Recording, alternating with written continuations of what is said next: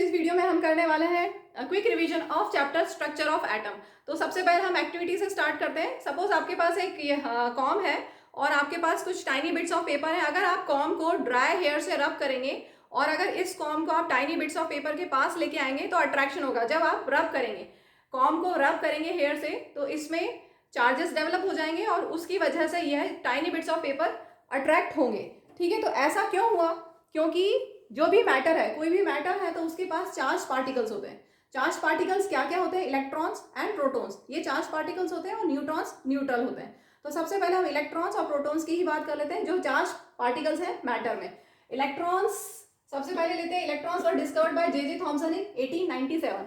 इन्होंने एक एक्सपेरिमेंट किया। इन्होंने एक डिस्चार्ज ट्यूब ली जिसमें हाई वोल्टेज अप्लाई किया और बहुत लो प्रेशर कर दिया। मतलब वहां से आपने एयर रिमूव कर दी और एयर रिमूव करते करते ऑलमोस्ट वैक्यूम क्रिएट कर दिया। मतलब एयर बहुत बहुत कम प्रेशर पे है और वोल्टेज बहुत हाई है।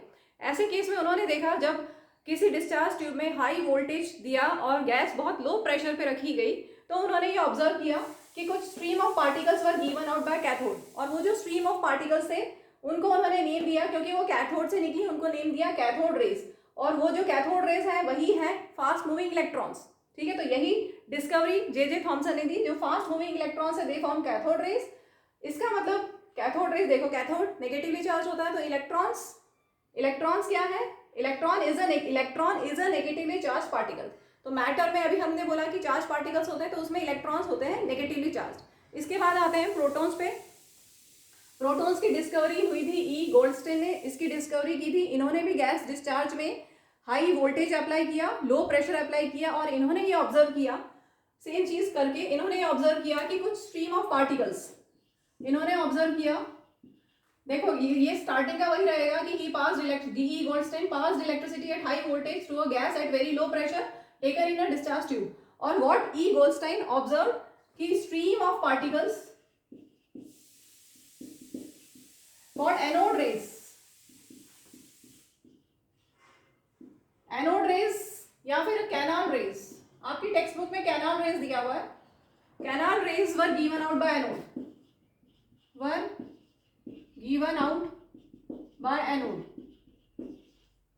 ठीक है, और ये जो फास्ट मूविंग प्रोटॉन्स होंगे वही प्रोटॉन्स होंगे जो हम बोल रहे हैं कि एनोड रेज है या कैनाल रेज है, वही प्रोटॉन्स है। पॉजिटिवली चार्ज रेन्स है, रेडिएशंस है, वही fast moving protons will form anode rays या कैनाल रेज। और proton is a positively charge particle. Proton is a positively charge particle.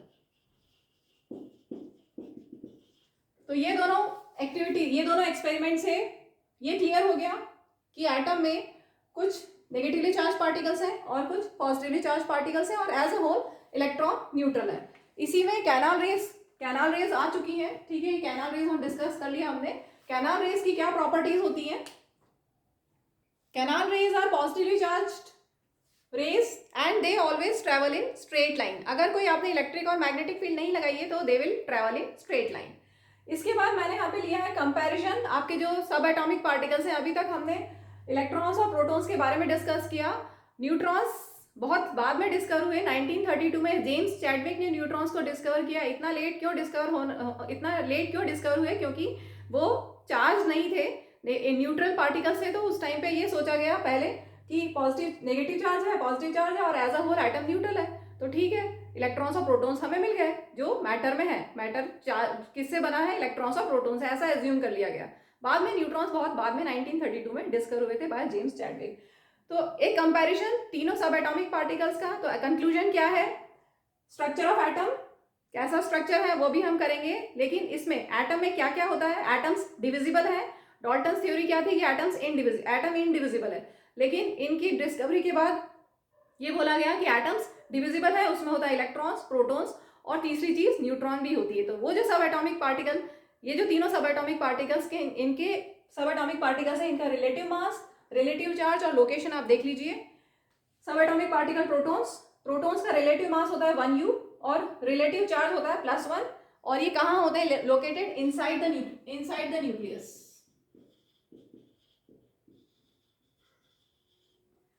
Neutrons neutral होते हैं, कोई चार्ज नहीं होता। रिलेटिव मास 1u, इनका जो मास होता है वो अप्रोक्सीमेटली प्रोटॉन्स के इक्वल ही होता है, और लोकेशन क्या होती है, वो भी न्यूक्लियस के अंदर होते हैं, ठीक है। फिर इसके बाद है electrons. Electrons very very light, बहुत कम वजन होता है, वेरी लाइट होते हैं, इतनी लाइट होते हैं कि वो आराम से न्यूक्लियस के आसपास रिवॉल्व करते रहते हैं, ठीक है। तो इनका जो रिलेटिव मास है वो है 1/1840 u। आपकी टेक्स्ट बुक में 2000 लिखा है इसको राउंड ऑफ करके, ठीक है। और इनका रिलेटिव चार्ज है -1, और ये कहाँ होते हैं, outside the nucleus, outside the nucleus. तो बेसिक स्ट्रक्चर क्या हो गया एटम का, स्ट्रक्चर ऑफ द एटम, बीच में न्यूक्लियस जिसमें प्रोटॉन्स और न्यूट्रॉन्स होंगे, प्रोटॉन्स और न्यूट्रॉन्स को एक साथ बोला जाता है न्यूक्लियॉन्स, और इलेक्ट्रॉन्स रिवॉल्व करते हैं इन वेल डिफाइंड ऑर्बिट्स, ठीक है। अभी हम आगे बढ़ते हैं। 8 इलेक्ट्रॉन्स आते हैं, मैक्सिमम कैपेसिटी 8 होती है सेकेंड शेल में, फर्स्ट शेल में 2 होती है। अभी जो मैंने आपको स्ट्रक्चर बताया वो लास्ट में हम पढ़ेंगे बोर का एटम का, बोर का एटॉमिक स्ट्रक्चर, ठीक है। सबसे पहले थॉमसन ने अपना मॉडल दिया था एटम का। थॉमसन ने क्या बोला, जे थॉमसन ने ये कहा कि कोई भी एक एटम है उसमें पॉजिटिव, उसके पास होता है एक पॉजिटिवली चार्ज स्फीयर जिसमें इलेक्ट्रॉन्स एम्बेडेड हैं। जस्ट लाइक 2 एग्जांपल देंगे हम। एक तो क्रिसमस पुडिंग में जैसे ड्राई फ्रूट्स होते हैं, ड्राई फ्रूट्स होते हैं क्रिसमस पुडिंग में, तो क्रिसमस पुडिंग मान लो एक पॉजिटिवली चार्ज स्फीयर, और उसमें जो ड्राई फ्रूट्स हैं वो दे आर एम्बेडेड, ठीक है। तो एक पॉजिटिवली चार्ज स्फीयर है आपके पास, पूरा पॉजिटिवली चार्ज,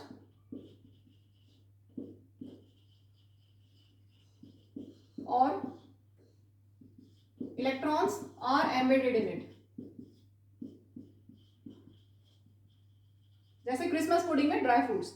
या फिर वाटरमेलन का जो रेड एडिबल पार्ट है, वाटरमेलन का जो रेड एडिबल पार्ट है उसको मान लो पॉजिटिवली चार्ज स्फीयर, और उसके जो सीड्स हैं वो मान लीजिए इलेक्ट्रॉन्स। ऐसा कुछ स्ट्रक्चर थॉमसन ने दिया। क्लियर हुआ कैसा दिया है, कि पॉजिटिवली चार्ज स्फीयर है और उसमें इलेक्ट्रॉन्स एम्बेडेड है। तो यही इन्होंने, इनका मॉडल था। देखो 2 चीजें आपको ध्यान रखनी है, मॉडल जिनका भी नेम दिया है जो भी साइंटिस्ट का, थॉमसन मॉडल, रदरफोर्ड मॉडल और बोर्स मॉडल, और फिर ड्रॉबैक्स, ये आपको याद रखना है इन सब में। तो यहाँ पर है atom consist of positively charge sphere and electrons are embedded in it. Clear हो गया। अब ये जो पॉजिटिव चार्ज है नेगेटिव चार्ज है, ये इक्वल होते हैं, इक्वल इन मैग्नीट्यूड, मतलब अगर 2 पॉजिटिव चार्ज है तो 2 नेगेटिव चार्ज होगा, तो as a whole atom is neutral, ठीक है। Atom as a whole is electrically neutral. अगर किसी में 4 पॉजिटिव चार्ज है तो 4 नेगेटिव चार्ज हुआ, तो as a whole atom is neutral. इसके बाद ड्रॉबैक आते हैं। इनका ड्रॉबैक क्या था, this could not explain the results of experiments carried out by other scientist. दूसरे साइंटिस्ट ने जो एक्सपेरिमेंट्स किए वो ये एक्सप्लेन नहीं कर पाए कि क्यों ऐसा हुआ, ठीक है। तो ये इनका ड्रॉबैक है। तो यही दिया हुआ है, the results of experiments carried out by other scientist could not be explain by this model. Thompson model के बाद रदरफोर्ड ने अपना एटॉमिक मॉडल दिया, एटॉमिक स्ट्रक्चर दिया।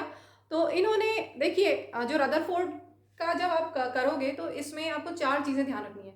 उनका एक्सपेरिमेंट क्या था, उन्होंने क्या ऑब्जर्वेशंस दी, कंक्लूजन क्या था, न्यूक्लियर, और लास्ट में मॉडल क्या था। इसके बाद ड्रॉबैक्स तो सभी के आपको करने हैं, ठीक है। जैसे थॉमसन में ड्रॉबैक्स याद किए वैसे इसका भी आपको ड्रॉबैक्स याद करना। तो पहले ये 4 चीज़ें ले लेते हैं, फिर लास्ट में हम ड्रॉबैक्स लेंगे। तो रदरफोर्ड ने गोल्ड फॉइल लिया। गोल्ड फॉइल क्यों लिया, क्योंकि गोल्ड आपको पता है हाईली मेलिएबल और हाईली डक्टाइल होता है। तो 1000 एटम्स थिक, उनको पतले से पतला गोल्ड फॉइल लेना, पतले से पतला फॉइल लेना था, तो उन्होंने गोल्ड चूज किया क्योंकि दैट इज हाईली मेलिएबल। तो उन्होंने 1000 atoms, nearly 1000 atoms thick gold foil लिया, ठीक है। तो सबसे पहले एक्सपेरिमेंट में उन्होंने गोल्ड फॉइल लिया, और यहाँ पे हम उसके कुछ एटम्स बना रहे हैं। गोल्ड फॉइल के कुछ एटम्स मैं यहाँ पर बना रही हूँ समझाने के लिए। इसके बाद उन्होंने अल्फा पार्टिकल्स लिए। अल्फा पार्टिकल्स होते हैं doubly charge helium. Alpha particles are doubly charge helium ions. Helium आपको पता है He2 4, 2 उसका एटॉमिक नंबर, 4 उसका एटॉमिक मास, ठीक है। तो इसके पास 2 इलेक्ट्रॉन्स है, हीलियम के पास 2 इलेक्ट्रॉन्स है। अगर वो 2 इलेक्ट्रॉन्स लूज कर दे तो क्या बन जाएगा, He2+। तो यही है alpha particles, doubly charge helium ions. तो उन्होंने अल्फा पार्टिकल्स लिए, और अल्फा पार्टिकल्स का मास कितना है 4u, और अल्फा पार्टिकल्स का चार्ज है +2, क्योंकि हीलियम ने जब अपने 2 इलेक्ट्रॉन्स लूज कर दिए तो He2+ बन गया, वही अल्फा पार्टिकल्स है और मास 4u। ठीक है, अब मास 4u, ऐसे अल्फा पार्टिकल्स जिनका चार्ज है +2, मास है 4u, उन अल्फा पार्टिकल्स को अलाउ किया to pass through this gold foil. ठीक है, तो alpha particles, fast moving alpha particles लिए, और क्योंकि फास्ट मूविंग अल्फा पार्टिकल्स हैं तो उनके पास कंसिडरेबल अमाउंट ऑफ एनर्जी होगी, अच्छी खासी एनर्जी होगी। तो क्या क्या उन्होंने और क्या लिया इन्होंने एक्सपेक्ट किया कि जब अल्फा पार्टिकल्स इस गोल्ड फॉइल के एटम से, गोल्ड फॉइल से जाएंगे तो क्या होगा, डिफ्लेक्शन होगा, अल्फा पार्टिकल्स का डिफ्लेक्शन होगा। थॉमसन ने क्या बताया था कि एक पॉजिटिवली चार्ज स्फीयर है, इलेक्ट्रॉन्स उसमें एम्बेडेड है, तो इसका मतलब तो ये होना चाहिए कि अल्फा पार्टिकल्स गए, अब यहाँ से डिफ्लेक्शन होना चाहिए क्योंकि ये तो भरा हुआ है, पॉजिटिवली चार्ज स्फीयर, ऐसा माना गया। पहले थॉमसन ने जैसा बोला था कि ये पूरा भरा हुआ है, पॉजिटिवली चार्ज है, इसका मतलब डिफ्लेक्शन होना चाहिए था। जब अल्फा पार्टिकल्स को हमने यहाँ पर सेंड किया तो क्या होना चाहिए, डिफ्लेक्शन होना चाहिए। तो एक्सपेरिमेंट में क्या था कि अल्फा पार्टिकल्स जब जाएंगे तो उनमें डिफ्लेक्शन होगा, लेकिन अल्फा पार्टिकल्स हैवियर हैं, अल्फा पार्टिकल्स का मास 4u है, तो he did not expect much large deflections होंगे, लेकिन उन्होंने ज़्यादा डिफ्लेक्शंस एक्सपेक्ट नहीं किए थे क्योंकि अल्फा पार्टिकल्स खुद अपने आप में भारी है, 4u उनका मास है। ठीक है, अब उनकी ऑब्जर्वेशन क्या थी, जब रदरफोर्ड ने ऑब्जर्व किया, अल्फा पार्टिकल्स को सेंड किया, फास्ट मूविंग अल्फा पार्टिकल्स को सेंड किया, तो ऑब्जर्वेशन क्या उनको मिली, most of the alpha particles passed straight, most of the alpha particles straight चले गए, most of the alpha particles straight चले गए। इसका मतलब क्या हुआ, इसका मतलब कि यहाँ तो मोस्ट ऑफ द स्पेस खाली होना चाहिए, तभी तो वो सीधा निकल जाएंगे, अल्फा पार्टिकल सीधा कब निकलेंगे, जब मोस्ट ऑफ द स्पेस यहाँ पर खाली होगा, एम्प्टी होगा। अगर ये भरा हुआ होता तो क्या होता, डिफ्लेक्शन हो जाता, राइट। अगर ये फिल होता पूरा, जैसे पॉजिटिवली चार्ज स्फीयर मान लेते तो डिफ्लेक्शन होता, लेकिन क्या ऑब्जर्व किया कि most of the alpha particles pass straight, इसका मतलब जो स्पेस है वो खाली है बहुत सारा। इसके बाद some were deflected by small angles, कुछ अल्फा पार्टिकल्स डिफ्लेक्ट हो गए बाय स्मॉल एंगल्स। ठीक है, some alpha particles were deflected by small angles, ये एक ऑब्जर्वेशन, यहाँ पे कुछ एंगल बन रहा है, यहाँ पे कुछ एंगल, कोई अल्फा पार्टिकल ऐसे जाके और छोटे से एंगल पे डिफ्लेक्ट हो गया, ऐसे गया और ऐसे डिफ्लेक्ट हो गया, तो some of the alpha particles were deflected by small angles. इसके बाद 1 आउट ऑफ 12,000 रीबाउंड, उन्होंने क्या ऑब्जर्व किया, 1 आउट ऑफ 12,000 अगर अल्फा पार्टिकल्स भेजे, सेंड किए, तो उसमें से एक रीबाउंड हुआ।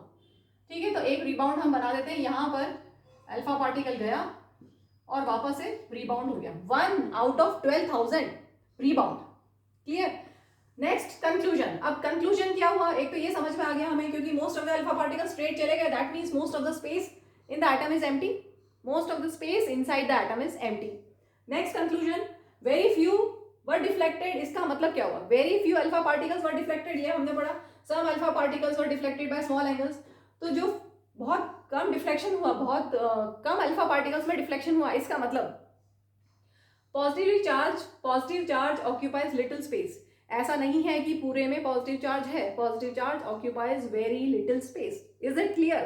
पॉजिटिव चार्ज बहुत कम स्पेस ऑक्यूपाई किया हुआ है, क्योंकि बहुत कम अल्फा पार्टिकल्स डिफ्लेक्ट हुए। ठीक है, जैसे अच्छा मैंने यहाँ से डिफ्लेक्शन यहीं पे दे दिया है, डिफ्लेक्शन अंदर जाके होगा, न्यूक्लियस से जब टकराएंगे उसके बाद डिफ्लेक्शन होगा। ठीक है, न्यूक्लियस से टकराने के बाद, न्यूक्लियस से कोलिजन के बाद डिफ्लेक्शन होगा, और कहाँ पे, यहाँ पर।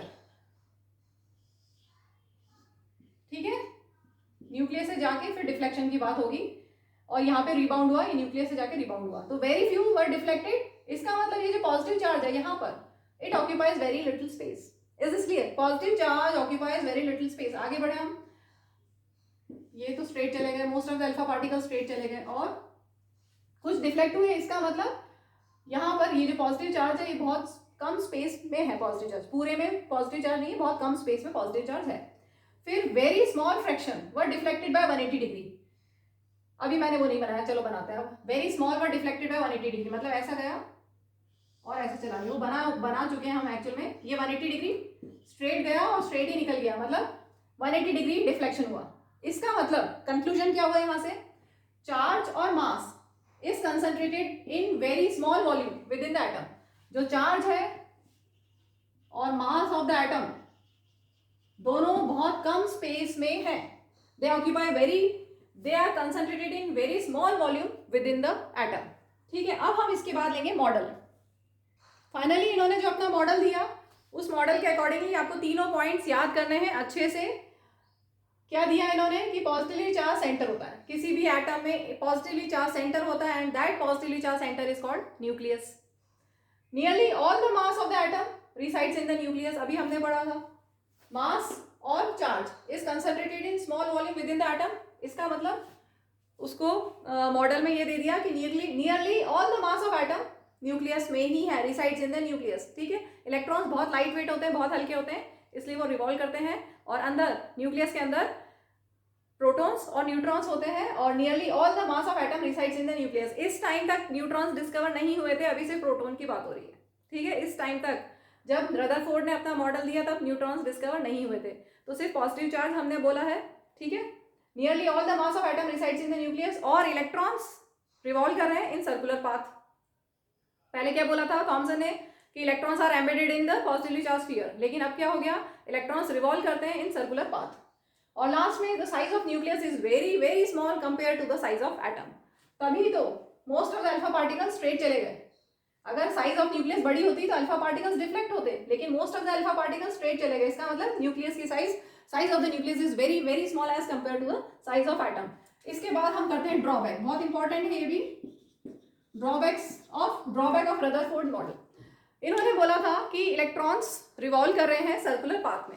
अब जब भी कोई चार्ज पार्टिकल सर्कुलर पाथ में रिवॉल्व करता है तो according to electromagnetic theory of physics circular path में अगर इलेक्ट्रॉन रिवॉल्व कर रहा है तो it will continuously radiate energy. तो इलेक्ट्रॉन अगर अपनी एनर्जी रेडिएट करता जा रहा है तो अल्टीमेटली क्या होगा, अपनी एनर्जी रेडिएट करते करते करते करते करते ultimately it will fall into the nucleus. ठीक है, इलेक्ट्रॉन के मोशन की बात कर रहे हैं। इलेक्ट्रॉन सर्कुलर पाथ कर रहा है और जो भी कभी भी कोई भी चार्ज पार्टिकल सर्कुलर पाथ करता है तो कंटिन्यूसली एनर्जी रेडिएट करता है according to electromagnetic theory of physics. और अगर वो रेडिएट करता है एनर्जी तो क्या हुआ, इलेक्ट्रॉन एनर्जी रेडिएट करते करते करते करते अल्टीमेटली न्यूक्लियस में चला गया।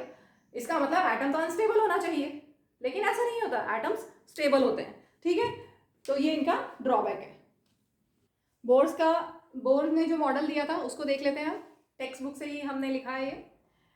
इन्होंने दिया इनके मॉडल के accordingly only certain special orbits called discrete orbits of electrons are allowed inside the atom. ऐसा नहीं है कि इलेक्ट्रॉन कहीं पे भी रिवॉल्व करे, कुछ डिस्क्रीट ऑर्बिट्स हैं उन्हीं में इलेक्ट्रॉन रिवॉल्व कर सकता है। और जब इलेक्ट्रॉन रिवॉल्व करता है तो वो एनर्जी रेडिएट नहीं करता। ठीक है, क्या हुआ था, ड्रॉबैक था रदरफोर्ड का कि इलेक्ट्रॉन जब रिवॉल्व कर रहा था एनर्जी रेडिएट कर रहा है लेकिन उस ड्रॉबैक को कवर करते हुए इन्होंने क्या बोल दिया, while revolving in discrete orbits electrons do not radiate energy. तो कोई टेंशन नहीं कि वो न्यूक्लियस में गिरेगा। ठीक है, वो काम खत्म हो गया। अब हम करते हैं ये जो डिस्क्रीट ऑर्बिट्स हैं इनके बारे में। जब इलेक्ट्रॉन्स रिवॉल्व कर रहे हैं तो वो स्पेशल डिस्क्रीट ऑर्बिट्स में ही रिवॉल्व कर रहे हैं। तो वो जो डिस्क्रीट ऑर्बिट्स होती हैं न्यूक्लियस के बाहर, सबसे पहले nucleus, first orbit, second orbit, third orbit, fourth orbit, ऐसे बनाते जाएंगे हम। इनको नेम दिया के शेल, एल, एम, एन। क्या है ये K shell, first n equal to 1 पे के शेल है, फिर second orbit L shell, n equal to 3 m shell, name है ये जो इन्होंने दिए, n इक्वल टू 4 के एल एम के बाद n। ठीक है, ये इन्होंने बताया कि इलेक्ट्रॉन्स डिस्क्रीट ऑर्बिट्स में रिवॉल्व करते हैं। दीज ऑर्बिट्स और शेल्स को एनर्जी लेवल्स भी बोलते हैं। ये जो ऑर्बिट्स हैं या शेल्स हैं these are also known as energy levels. तो इन्हीं में रिवॉल्व करेंगे, इसके अलावा और इलेक्ट्रॉन्स कहीं रिवॉल्व नहीं करेंगे। ठीक है, तो बीच में है न्यूक्लियस। न्यूक्लियस में इस टाइम तक से प्रोटॉन डिस्कवर हुए थे और इलेक्ट्रॉन्स इन डिस्क्रीट ऑर्बिट्स में ही रिवॉल्व करते हैं। यहाँ पर रिवॉल्व करेगा या यहाँ पर रिवॉल्व करेगा, बीच में कहीं रिवॉल्व नहीं कर सकता। डिस्क्रीट ऑर्बिट्स में ही इलेक्ट्रॉन्स रिवॉल्व करेंगे। इसके बाद नेक्स्ट टॉपिक है neutrons. Neutrons were discovered by James Chadwick in 1932। Neutrons को हम एन से डिनोट करते हैं, सिंबल हुआ इनका एन, और इनमें कोई चार्ज नहीं होता, नो चार्ज। इसलिए ये बहुत लेट डिस्कवर हुए क्योंकि इनमें कोई चार्ज नहीं था, तो एक्सपेरिमेंट्स करते थे पता नहीं चलता था क्योंकि इन पे कोई चार्ज नहीं था, इसलिए। अब हम लेते हैं next, how are electrons distributed in different orbitals. Electronic distribution के लिए Bohr and Bury scheme follow की जाती है। तो इसमें 3 रूल्स है, ये तीनों आपको याद करने हैं अच्छे से। सबसे पहले maximum number of electrons present in a shell, that is given by formula 2n square, या बोलते हैं 2n स्क्वायर रूल। इसके accordingly first shell n equal to 1 में कितने इलेक्ट्रॉन्स होंगे, n की जगह 1 पुट कीजिए तो 2 इंटू 1 दैट इज 2, मतलब फर्स्ट शेल की मैक्सिमम होल्डिंग कैपेसिटी कितनी है, 2 इलेक्ट्रॉन्स, इससे ज्यादा वो होल्ड नहीं कर सकती शेल। n इक्वल टू 2 पे सेकेंड शेल पे 2 इंटू 2 स्क्वायर, n की जगह आपको 2 पुट करना है और सॉल्व करेंगे तो आपको मिला 8, मीन्स सेकेंड शेल की मैक्सिमम होल्डिंग कैपेसिटी कितनी है 8। थर्ड शेल के लिए 2 9 18, ठीक है, 2 इंटू 3 स्क्वायर, और फोर्थ शेल के लिए 2 इंटू 4 स्क्वायर, 4 4 16, 16 2 32। तो ये मैक्सिमम होल्डिंग कैपेसिटी है first shell. K shell can hold at most 2 electrons, L ये हो गया के शेल के लिए, देन एल शेल, एम और N shell. L shell can hold at most 8 electrons, M shell can hold at most 18 electrons और N shell can hold at most 32 electrons. तो ये rules follow करते हुए हमें electronic configuration करना होगा electrons का। नेक्स्ट रूल है बोर एंड बरी के अकॉर्डिंगली जो रूल है, maximum number of electrons in outer most orbit 8 होना चाहिए, ऑक्टेट होना चाहिए, 8 इलेक्ट्रॉन्स होने चाहिए लास्ट शेल में, बैलेंस शेल में। Next, electrons are not, electrons को हम एनर्जी लेवल्स के हिसाब से फिल करेंगे। Electrons are not accommodated in a given shell unless the inner shells are filled. पहले इनर शेल को फिल करेंगे, उसके बाद बाहर की शेल पे आप इलेक्ट्रॉन्स को फिल करेंगे, ठीक है। तो shells are filled in step wise manner, पहले के शेल में इलेक्ट्रॉन्स फिल करेंगे, फिर एल शेल में करेंगे, फिर अगर बचते हैं तो एम शेल में करेंगे। आपके सिलेबस में इतना ही है, आपके सिलेबस में फर्स्ट 20 एलिमेंट्स हैं, तो यहाँ तक में आपका काम हो जाएगा, ठीक है। इसके बाद हम लेते हैं नेक्स्ट टॉपिक। नेक्स्ट टॉपिक है valency. Valency is combining capacity of an element. First 20 elements आप याद करें ना, मैं उनमें से कुछ सेलेक्टेड यहाँ पे ले लेती हूँ एग्जाम्पल आपको समझाने के लिए। क्या क्या लें हम, बीच के ले लेते हैं, कार्बन लाइन से ले लें, hydrogen, helium, lithium, beryllium, boron, carbon, nitrogen, oxygen, fluorine, neon, sodium, दिख रहा है नीचे तक, नियॉन के बाद सोडियम है, sodium, magnesium, aluminium, silicon, phosphorus, sulphur, chlorine, argon, potassium, calcium, ठीक है। ये फर्स्ट 20 एलिमेंट्स के नेम लिख दिए मैंने।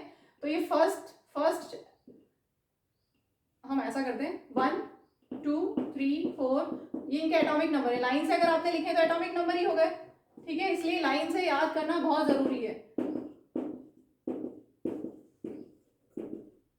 ये 20 एलिमेंट्स। अब हम वैलेंसी समझने के लिए पहले इलेक्ट्रॉनिक डिस्ट्रीब्यूशन कर रहे हैं, इलेक्ट्रॉनिक कन्फिग्रेशन कर रहे हैं इनका, उसके बाद हम वैलेंसी निकालेंगे। तो अभी मैं लिख रही हूँ इलेक्ट्रॉनिक कन्फिग्रेशन। वैलेंसी से पहले हम लिख रहे हैं इलेक्ट्रॉनिक कन्फिग्रेशन। फर्स्ट शेल में इसके पास एक ही इलेक्ट्रॉन है तो फर्स्ट शेल में आ गया, के शेल में, ठीक है। इसके बाद 2 इलेक्ट्रॉन है तो दो आ गए। अब इसके बाद 3 इलेक्ट्रॉन है, लिथियम के पास 3 इलेक्ट्रॉन है तो फर्स्ट शेल में तो 2 ही आ सकते हैं क्योंकि मैक्सिमम होल्डिंग कैपेसिटी 2 है। इसके बाद एल शेल में आते हैं, 1 इलेक्ट्रॉन आया, ठीक है। इसके पास 2, दूसरी शेल में 2 2 3 2 4 2 5 2 6 2 7 2 8, ठीक है। तो नियॉन तक में क्या हुआ, फर्स्ट शेल सब में 2 इलेक्ट्रॉन्स आ गए, हीलियम से चालू किया तो इसके बाद एल शेल में 8 इलेक्ट्रॉन्स तक फिल हो गया और एल शेल की मैक्सिमम होल्डिंग कैपेसिटी 8 ही है। इसके बाद क्या होगा, सोडियम का फर्स्ट शेल में 2 इलेक्ट्रॉन्स, सेकंड शेल में 8 इलेक्ट्रॉन्स और थर्ड शेल में अब 1 आएगा। स्टेप वाइज मैनर में हम फिल कर रहे हैं, पहले इनर शेल को फिल किया, फिर उसके बाद वाले इनर शेल को फिल किया, फिर हम लास्ट शेल में आए, ठीक है। तो सोडियम का कन्फिग्रेशन क्या हो गया, इलेक्ट्रॉनिक कन्फिग्रेशन 2 8 1। इसके बाद हम आते हैं मैग्नीशियम पे, तो 2 8 2, ठीक है। देन 2 8 3 2 8 4 2 8 5 2 8 6 2 8 7 2 8 8, आर्गन तक ये हो गया। इसके बाद 2 8 8 और यहाँ पर थोड़ा सा अलग आ जाता है, ये आप 11th क्लास में डिटेल में पढ़ेंगे। फर्स्ट शेल में 2, सेकंड में 8, थर्ड में 8 फिल किया जाता है। इसके बाद फोर्थ शेल में हम 8 और फिल करेंगे। जब यहाँ पर हम 8 फिल कर लेते हैं उसके बाद हम यहाँ पर 18 तक जा सकते हैं। इतना आपको करना नहीं है, आपको सिर्फ कैल्शियम तक आएगा, ठीक है। एक बार फिर से सुन लो, फर्स्ट शेल में 2 हो गए, सेकंड शेल में 8, थर्ड शेल में 8, 18 कैपेसिटी है, थर्ड शेल की कैपेसिटी 18 है, लेकिन हम पहले 8 फिल करेंगे, उसके बाद हम नेक्स्ट शेल में फिल करना चालू करेंगे। यहाँ पर हम 8 तक फिल करेंगे, उसके बाद हम इसमें 9 10 11 12 13 14 18 तक फिल कर सकते हैं, ठीक है। आपके लिए इतना ही अभी काफ़ी है। और फिर कैल्शियम का हो गया 2 8 8 2। तो ये सारी इलेक्ट्रॉनिक कन्फिग्रेशन लिखने से ही हमें वैलेंसी समझ में आएगी। वैलेंसी क्या होती है, combining capacity of an element. Valency is combining capacity of an element और वैलेंस इलेक्ट्रॉन्स होते हैं, जो नंबर ऑफ इलेक्ट्रॉन्स हैं वैलेंस शेल में। तो वैलेंस शेल में मतलब outermost shell, valence shell means outermost shell. तो आउटर मोस्ट शेल में कितने इलेक्ट्रॉन्स है इसके पास? 1। इसके पास एक ही शेल है, 2 इलेक्ट्रॉन्स है, ठीक है, 1 2, ये सब आउटर मोस्ट शेल के इलेक्ट्रॉन्स है, ठीक है। तो ये इनको बोला जाता है वैलेंस इलेक्ट्रॉन्स। अब वैलेंसी कैसे निकालेंगे हम? यहाँ पर वैलेंसी 1 हुई। अब ये ध्यान रखना, हीलियम के पास फर्स्ट एक ही शेल है, 2 इलेक्ट्रॉन, एक शेल है, फर्स्ट शेल की मैक्सिमम होल्डिंग कैपेसिटी 2 है, और इसके पास 2 इलेक्ट्रॉन है, मतलब इसकी कंप्लीटली फिल्ड के शेल है, कंप्लीटली फिल्ड के शेल। तो इसको कुछ चाहिए नहीं किसी से, ये इनर्ट है, केमिकली इनर्ट है, केमिकली किसी से रिएक्ट नहीं करेगा। तो ये केमिकली रिएक्ट नहीं करेगा। ऐसे नियॉन के लिए देखो, इसकी सेकंड शेल में 8 इलेक्ट्रॉन्स हैं और सेकंड शेल की मैक्सिमम होल्डिंग कैपेसिटी भी 8 ही है। इसका मतलब ये भी किसी से रिएक्ट नहीं कर सकता, केमिकली इनर्ट है। तो इनकी वैलेंसी होती है 0, हीलियम की वैलेंसी 0, नियॉन की वैलेंसी भी 0। ऐसी आर्गन, ये भी इनर्ट है, इसकी भी वैलेंसी 0, ठीक है, क्योंकि केमिकल इनर्ट है, किसी से रिएक्ट नहीं करते। इन दोनों का ऑक्टेट कंप्लीट है और इसका डुप्लेट कंप्लीट है। डुप्लेट 2 इलेक्ट्रॉन्स, एक पहली शेल में 2 इलेक्ट्रॉन्स है, मीन्स डुप्लेट कंप्लीट है, और बाकी दोनों का ऑक्टेट कंप्लीट है, इसलिए किसी से रिएक्ट नहीं करते, केमिकली इनर्ट है ये, ठीक है। तो वैलेंसी इनकी 0। इसके बाद यहाँ पर वैलेंसी 1 2 3 4। अब ध्यान रखेंगे 5 या 5 से ज्यादा हो, 5 6 7 अगर हो वैलेंस इलेक्ट्रॉन्स, तो वैलेंसी कैसे निकालते हैं? 8 - 5 करके, 8 minus valence electrons, 8 minus valence electrons, तो वैलेंसी आ गई 3 2 1। ध्यान रखेंगे। इसके बाद वापस हम बढ़ते हैं आगे। सोडियम की वैलेंसी 1, मैग्नीशियम की वैलेंसी 2, एल्यूमिनियम की 3 और सिलिकॉन की 4। अब इन तीनों में क्या करेंगे? वैलेंस इलेक्ट्रॉन्स है 5, तो वैलेंसी कैसे निकालोगे? 8 माइनस 5 करके, दैट इज 3, यहाँ पर 8 माइनस 6 दैट इज 2, यहाँ पर 8 माइनस 7 दैट इज 1। तो ये सारी वैलेंसीज हमने निकाल ली। अब हम बढ़ते हैं आगे। Atomic number is denoted by Z, और mass number is also known as atomic mass, and atomic mass is denoted by A। ये ध्यान रखेंगे। किसी भी एक जनरल एक एलिमेंट हम ले लें, एक एलिमेंट है X, तो उसको हम कैसे रिप्रेजेंट करते हैं? X क्या है? Element. Z is atomic number, A is mass number, ठीक है। इसको हम एग्जांपल से समझते हैं। सपोज हमने लिया एल्यूमिनियम का हो गया 13 और यहाँ 27, तो इसका एटॉमिक नंबर है 13 और इसका मास नंबर है 27, ठीक है। अब एटॉमिक नंबर क्या होता है? Atomic number is equal to number of protons. Proton number never changes because protons are inside the nucleus. Atomic number definition क्या दोगे? That is equal to, atomic number is equal to number of protons, ठीक है। अब यहाँ पर कितने protons होंगे? जितना उसका मास, जितना उसका एटॉमिक नंबर है उतने ही प्रोटॉन्स, ठीक है। जितना उसका एटॉमिक नंबर है उतने ही नंबर ऑफ प्रोटॉन्स, और ये उसका है atomic mass 27U। Number of protons आपको मिल गया। एक और एग्जांपल लेते हैं हम, क्या लें? सोडियम ले लेते हैं। चलो, सोडियम का एटॉमिक नंबर 11 और मास नंबर 23, तो इसका एटॉमिक नंबर कितना है? 11, and that is equal to number of protons, और इसका मास नंबर कितना है? 23, ठीक है। तो मास नंबर क्या होता है? Mass number is equal to, या atomic mass is equal to sum of protons and neutrons. Mass number is equal to sum of protons and neutrons, क्योंकि अभी हमने पढ़ा पूरा जो मास है किसी भी एटम का, जो मास है that is concentrated in the nucleus, ठीक है। तो मास क्या हुआ? एटम का मास क्या हुआ? जो न्यूक्लियस में है, न्यूक्लियस का जो मास है, और न्यूक्लियस में क्या क्या है? Protons and neutrons. तो जो एटॉमिक मास है, एटम का मास है, वो क्या है? Sum of protons and neutrons. तो एटॉमिक मास हो गया sum of protons and neutrons, clear. और प्रोटॉन्स और न्यूट्रॉन्स को क्या बोला जाता है? न्यूक्लियॉन्स। यहाँ पे प्रोटॉन, न्यूक्लियस के अंदर क्या है? प्रोटॉन्स और न्यूट्रॉन्स, ठीक है। और प्रोटॉन्स और न्यूट्रॉन्स को एक साथ हम क्या बोलते थे? न्यूक्लियॉन्स। कंबाइंड फॉर्म है, अगर प्रोटॉन्स और न्यूट्रॉन्स दोनों को हम न्यूक्लियॉन बोल सकते हैं, ठीक है। अब यहाँ पर हम वापस आते हैं मास नंबर। हमने लिखा मास नंबर, ठीक है। तो नंबर ऑफ प्रोटॉन्स आपके पास है। अब नंबर ऑफ न्यूट्रॉन्स कैसे निकाल सकते हो? नंबर ऑफ न्यूट्रॉन्स निकाल सकते हो A minus atomic mass minus number of protons, और number of protons is same as atomic number. तो नंबर ऑफ न्यूट्रॉन्स निकालने का सबसे इजी तरीका A माइनस Z, ऊपर वाला माइनस नीचे वाला, ऊपर वाला माइनस नीचे वाला कर दो तो नंबर ऑफ न्यूट्रॉन्स आ जाएगा। A माइनस Z 14 आ गया। यहाँ पर number of neutrons A minus Z 23 minus 11 कितना आ गया? 12, ठीक है। तो इस तरह से आप नंबर ऑफ न्यूट्रॉन्स निकाल सकते हैं। आइसोटोप्स होते हैं एटम्स ऑफ सेम एलिमेंट, ये ध्यान रखिएगा। एटम्स ऑफ सेम एलिमेंट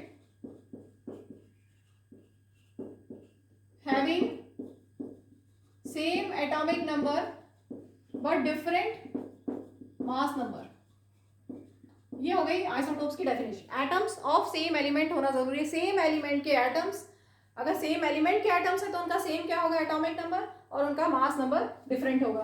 ठीक है, एग्जांपल से हम समझते हैं। हाइड्रोजन के 3 आइसोटोप्स हैं। हाइड्रोजन का एटॉमिक नंबर 1 और मास नंबर 1, 2, 3। ठीक है, तो तीनों एटम्स है सेम एलिमेंट हाइड्रोजन के, तीनों का सेम एटॉमिक नंबर है 1 और तीनों का मास नंबर अलग अलग है। इस protium this is known as protium, this is known as deuterium and this is known as tritium. Protium का मास 1U, ड्यूट्रियम का मास 2U और ट्रीटियम का मास 3U। ठीक है, तो ये आइसोटोप्स है हाइड्रोजन के। एक और हम एग्जांपल लेते हैं, कार्बन 12 होता है और कार्बन 14 होता है। ठीक है, तो यहाँ पे एटम्स ऑफ सेम एलिमेंट, दोनों एटम्स कार्बन के हैं, atoms of same element having same atomic number different mass number, तो ये हो गए आइसोटोप्स। ठीक है, आइसोटोप्स क्या है, atoms of same element having same atomic number but different same atomic number but different mass number. अब हम ले रहे हैं क्लोरीन 35 और क्लोरीन 37। क्लोरीन का एटॉमिक नंबर 17, दोनों का सेम, और मास है 35 और 37। ठीक है, अब यह ध्यान रखना, जब भी आप ऐसे जब भी आइसोटोप्स होते हैं तो हम मास क्या लें, तो मास हम 35 लें या 37 लें, 35U लें या 37U लें। तो ऐसे केस में हम एवरेज एटॉमिक मास कैलकुलेट करते हैं। क्या करते हैं, एवरेज एटॉमिक मास कैलकुलेट। तो एवरेज एटॉमिक मास कैलकुलेट करने के लिए या आपको इनका रेशियो कितने किस रेशियो में एग्जिस्ट करते हैं ये पता होना चाहिए, या कितना परसेंट में ये एग्जिस्ट करते हैं ये पता होना चाहिए। तो आपकी टेक्स्ट बुक में दिया है कि ये 3:1 रेशियो में है। These are present in nature in the ratio 3:1। तो 3:1 रेशियो में है, तो पहले रेशियो को हम परसेंट में कन्वर्ट करेंगे और उसके बाद हम निकालेंगे एवरेज एटॉमिक मास। तो इसका परसेंट क्या होगा, कैसे निकालोगे आप, 3 अपॉन सम ऑफ रेशियोज हुआ 3 + 1 4 इंटू 100, और दूसरा वाला पार्ट का 1 उसका ratio part upon sum of ratios into 100। ठीक है, इसको आप क्या लिख सकते हैं, 4 25 100, 25 3 75, तो ये 75% और दूसरा 25%। तो 3:1 रेशियो में अगर ये एग्जिस्ट करते हैं नेचर में तो कितना परसेंट हुआ, 75% और 25%।